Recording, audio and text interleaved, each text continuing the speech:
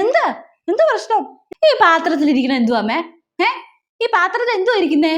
നോക്കിയേ, പൊടി ഇരിക്കുന്നു, നോക്കിയേ.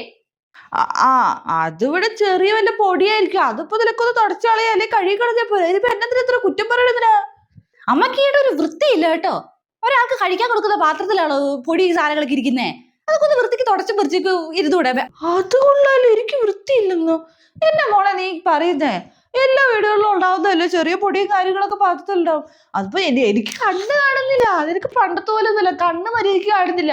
ഞാൻ അതെവിടെ കാണിച്ചു തരാം. ഇവിടെ ഇവിടെ അങ്ങോട്ട് ഉണ്ടായിരുന്നില്ല. ഞാൻ ഇവിടെ കണ്ണാടി കൊണ്ട് വെച്ചേക്കുവാ, എനിക്ക് ഒരു സാധനവും കാണുന്നില്ല. അതുകൊണ്ട് തന്നെ അത് ഞാൻ എല്ലാ ആരെങ്കിലും വന്നു കഴിഞ്ഞ് വല്ല വെള്ളം കൊടുക്കുവാണെങ്കിൽ ഞാൻ കണ്ണാടി വെച്ച് നോക്കിയിട്ട് എടുത്തു കൊടുക്കുന്നേ. അത്രയും നന്നായിട്ട് ഞാൻ ഇവിടെ അങ്ങനെ വരെ ഞാൻ കഷ്ടപ്പെട്ട് മര്യാദയ്ക്ക് അവിടെ എന്നെ കൊണ്ട് പറ്റുന്ന രീതിയിൽ വൃത്തിയാക്കി ഇവിടെ കൊണ്ടു കിടക്കുന്നത്. എന്നിട്ട് എന്നാണ് നീ ഇങ്ങനെ പറയുന്നത് എനിക്ക് വൃത്തിയില്ലെന്ന്?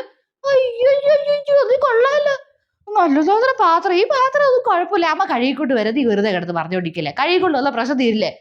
അമ്മ കണ്ണാടി വെച്ച് കഴുകിക്കൊണ്ട് വരാം. ഓ, ഇവിടെ ഒരു കാര്യം.